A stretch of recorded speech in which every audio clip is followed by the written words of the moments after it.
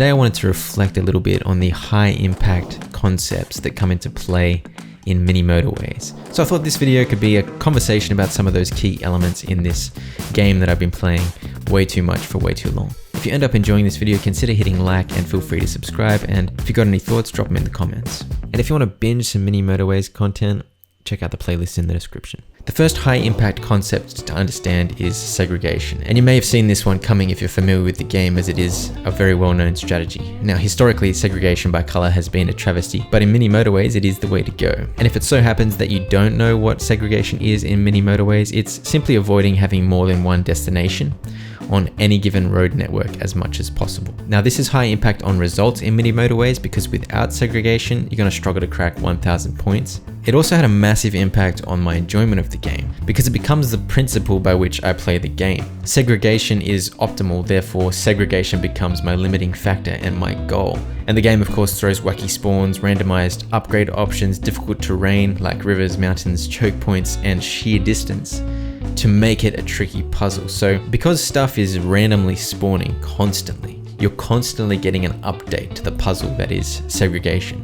And you've got to figure out how to achieve it, or at least how to make the best compromises available to you where you can't manage segregation. So massive impact on the enjoyment of the game too. Okay, number 2, and relating directly to the importance of segregation, cars are smart until they're stupid. So understanding how cars are called to complete trips helped me realize more deeply why segregation is so important, and why mixed roads in the mid to late game, whether intentional or accidental, can be so deadly. And basically, as I said, cars are smart until they're stupid. So what do? They're smart enough that the nearest car available will go to complete the trip when it's called for by the destination, and that's good.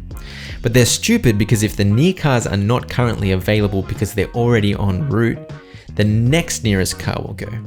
Now this sounds smart, but it can get stupid real quick, because what if that next available car is across the map? Take this giant mess I've made on LA for example. All of the light blue houses and destinations are on the same network. So those cars could get called anywhere on the map.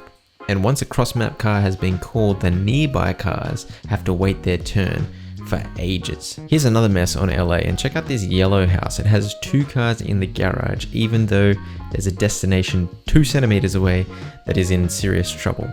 All of the trips have been stolen by distant yellow houses. This is a high impact concept because it means you're going to be very cautious what roads you connect. Because by the time you've got caught out 15, 20, 30 times by cars going the dumb way around, you really get pedantic about making sure you're not connecting anything accidentally. And the third high impact concept is aiming to rule out intersections, and where that's not possible, at least optimize them. The first way you achieve this is via segregation. The second way is through use of traffic lights and roundabouts. And the third way is by having roads pass directly next to driveways. Because if a house's driveway is going directly onto a road, it doesn't count as an intersection and traffic doesn't slow down. And that is the key reason why you're avoiding intersections. Even 3-way intersections slow down traffic. This is a high impact concept because it does affect every single connection decision you make in the game. And obviously it's going to affect your results if you don't have cars slowing down at intersections. Number 4 is the fact that cars in garages are an invaluable at-a-glance source of information. It took me a bunch of playthroughs and some advice from my good mate John to realize this, but looking at cars chilling in garages is a hugely important diagnostic tool.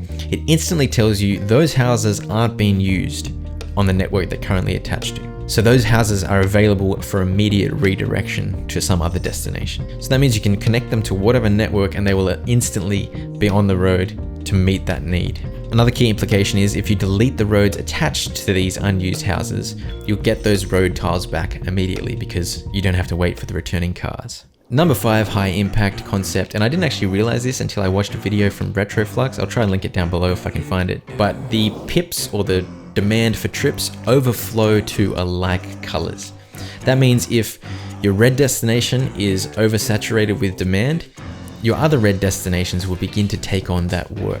This is the key reason why it's often one color that starts giving you a headache all over the map. It's because you've had one trouble destination and that trouble destination overflows its trouble onto its brethren of the same color. This was a high impact concept to understand because it meant that I panicked less when I saw all the colors struggling, and I was a bit more discerning on focusing on which of those destinations actually needed help, and that's usually the one that was struggling first because that's where the overflow trips are coming from. But it's got kind of more meta implications than that. Because in the past, when I didn't really understand this mechanic, I wasn't as worried about one destination getting into trouble because I thought in isolation I could fix it, but that's not actually true because it's going to create issues everywhere, and that becomes much more difficult to fix. The seventh high impact concept is rework, rework, rework. This is self-evident, but it's an important lesson nonetheless, and probably one that I was quite slow to learn. But the map continually grows, the upgrades available to you expand, and the spawns randomly plop in everywhere. And all of these factors contribute to create many different solutions beyond what you first had available. Once a road is down, for me at least, it's hard to look at the map with a flexible mindset. I often go, I've solved that problem by placing that road, so I don't need to think about it too much anymore. That's not true, because everything is malleable and it should be viewed as such. This game's all about just getting stuff working in the early game, and then later on when you have more options available, then you fix everything. So as an overarching principle, the question should always be which houses should go where, and the answer to that actually changes repeatedly throughout any given playthrough. Nothing is constant, new options are always available. But more specifically, the question becomes for me, how do I most evenly distribute my colors in order to equalize the average distance between house and destination of a given color? Number 8 for the high impact concepts is strategic blocking. You can use blocking quite heavily to try and control where stuff spawns in this game. I tend not to do that, but what I do like doing is blocking out potential future routes. For example, close to a river or close to a mountain to ensure I can get a tunnel or a bridge entrance through, or between houses to ensure that a wall of houses doesn't get created. Blocking that out early can be massive, because if you get into a situation where you've got a wall of houses, it can be a massive nightmare and strain on resources. Let's finish up with this one. This one's super important. The concept of how cars flow. So I think for me, the majority of the time I've been playing this game, the thing at the forefront of my mind has been allocation of houses. But equally important, if not more important, is the flow of houses. Just because you've got 20 houses connected to one destination doesn't mean it's going to be fine. If those houses are connected in some kind of janky fashion that makes them clog up with traffic, clearly that destination is not going to get looked after.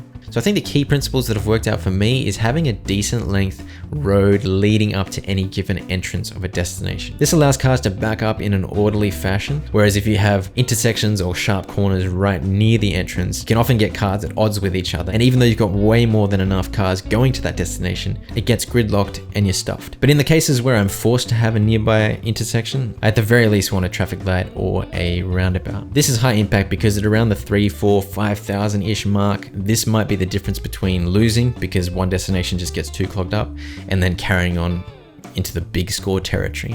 Anyway, I hope this was an interesting conversation, but either way, thank you for watching, really appreciate it, and I'll catch you in the next video. Have a great day.